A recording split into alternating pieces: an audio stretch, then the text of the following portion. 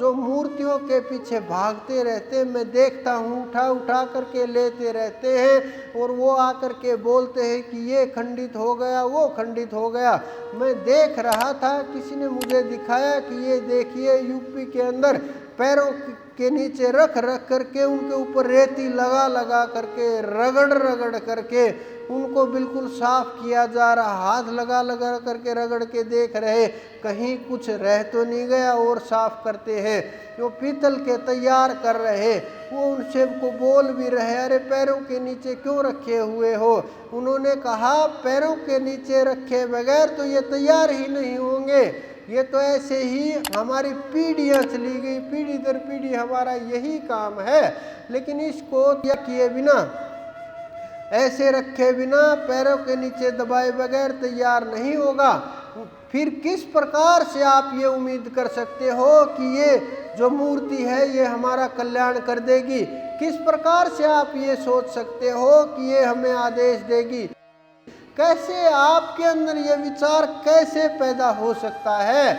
आप इस भ्रम के अंदर कैसे रह सकते हो? क्योंकि बिना ध्यान के कल्याण नहीं हो सकता। जितने भी मंदिर हैं, जितने भी मस्जिद हैं, गिरजाघर हैं, पुस्तकें हैं, पोथियां हैं, जो भी हैं, ये सब की सब मानव की रचनाएं हैं। मानव ने अपने अपने अनुसार, अपने अपने मत के अनुसार, बुद्धि के अनुसार, विचार के अनुसार सबने रूप देने का प्रयास किया, रंग देने का प्रयास किया। मैं उन्हीं को देखता हूँ जो संत जिन्होंने पंथ चलाए, मजहब चलाए, जिन्होंने ये बोला कि नहीं मूर्ति पूजा नहीं करनी है, आज उन्हीं लोगों की मूर्तियां बन गई हैं। वो वहीं खड़े हैं, वहीं बड़े बड़े मूर्ति के लगा करके, पंडाल लगा करके पूजा हो रही है। मुझे बड़ा आश्चर्य होता है कि ये कैसे और इस संसार को कहाँ लेके जाएंगे, किस प्रकार से वहाँ तक ले करके जाएंगे, किस प्रकार से जीवों का कल्याण होगा। मैं बहुत बार सोचता हूँ कि क्या ऐसा किया जाए कि जीवों का कल्याण हो जाए, क्योंकि ये तो रास्ते से भटकाने के लिए हैं, मार्ग से उतारने के लिए हैं, लाइन से उतारते चले जाएंगे। जीव पिछड़ता चला गया, जीव सोता चला गया, जीव कर्मकांड में फंसता चला गया, जीव डरता चला गया, ये डराते चले गए। जीव इतना कमज़ोर हो गया, इतना कमज़ोर हो गया, हर वस्तु से, हर व्यक्ति से, हर देवता के नाम से, हर पीर पैगंबर के नाम से, संसारिक छोटी छोटी जिन ताकतों की इतनी भी औकात नहीं होती, हमारी तरफ देख भी जाए उनका नाम लेते ही थर थर कांपने लगता है। क्योंकि आपने अपना वजूद खो दिया, आपने अपना ध्यान खो दिया, आपने अपना सुमरण खो दिया, आपने अपना जो संचित किया गया पुण्य था वो प्रताप खो दिया। आपके अंदर जो तेज है आप उसको भूल गए हैं, आपके अंदर जो परमात्मा है आप उसको भूल गए हैं।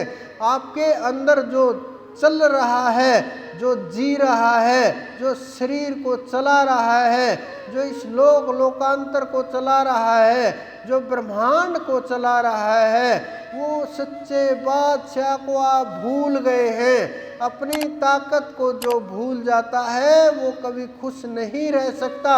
ये जीव अगर इस अपनी आत्मा को भूल जाए, अपने इष्ट को भूल जाए, अपने वजूद को भूल जाए कि मैं कौन हूँ, कहाँ से आया हूँ, क्या करने इस धरा के ऊपर आया हूँ, कैसे कल्याण होगा, ये अगर भूल जाए, अपना लक्ष्य भूल जाए।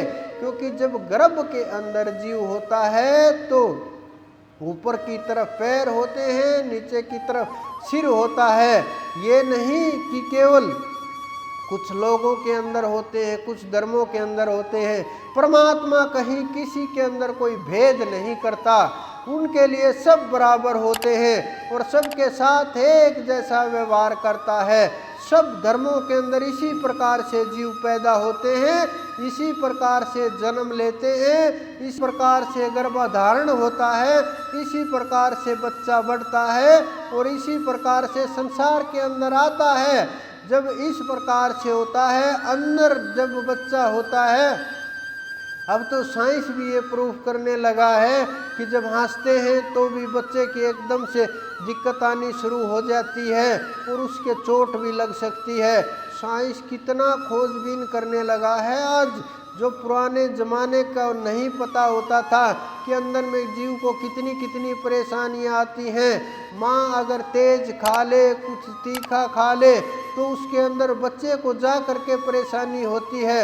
उसको इतना दर्द होता है नरकों की तरह से। उसकी सोई हुई बुद्धि प्रज्ञा जो होती है वो थोड़ा थोड़ा प्रयास करती है जागने का।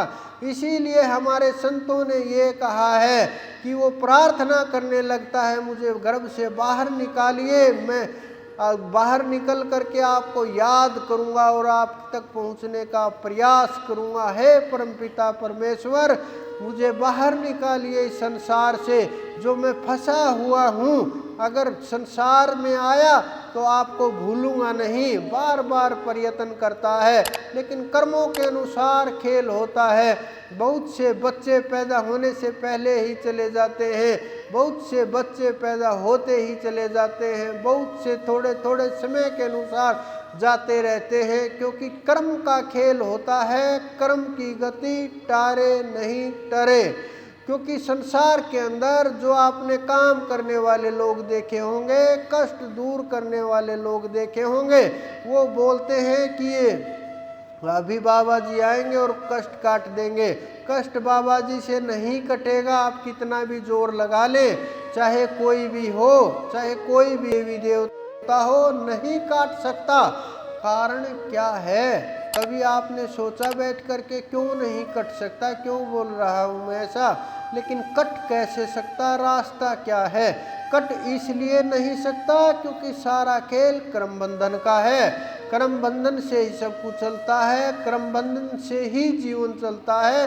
आपका जो ये शरीर प्राप्त हुआ, जो सुख दुख प्राप्त हो रहा है, जो परिवार प्राप्त हुआ, जो जगह घर प्राप्त हुआ, जो संसार में आप रह रहे हैं, जो आपके रिश्ते नातेदार हैं, वो सब के सब कर्म के अनुसार ही मिले हैं, संस्कारों के अनुसार ही मिले हैं। संस्कार के कारण ही ये जीव संसार के अंदर भटकता हुआ घूम रहा है, और उस कर्म को इतना आसानी से नहीं तोड़ा जा सकता। देवी देवताओं की इतनी पहुंच नहीं है वो कर्म को तोड़ दे, चाहे जो भी देवी देवता हो। आप ये समझिए, जब श्री कृष्ण जी को, श्री राम को, हमारे संतों को, हमारे महात्माओं को, पीर पैगंबरों को कर्म से नहीं बच सके, कर्म का भुगतान करना पड़ा, चाहे ज़्यादा करना पड़ा हो, चाहे कम करना पड़ा हो, तो आप कर्म की मार से कैसे बचेंगे? किस प्रकार से कर्म से भाग सकते हैं? किस प्रकार से कर्म से दूर जा सकते हैं? कैसे कर्म दूर हो सकता है? कैसे कर्म तोड़ा जा सकता है? लेकिन इसका भी एक मार्ग उस परम तत्व ने, उस परमात्मा ने संतों के माध्यम से दिखाया है।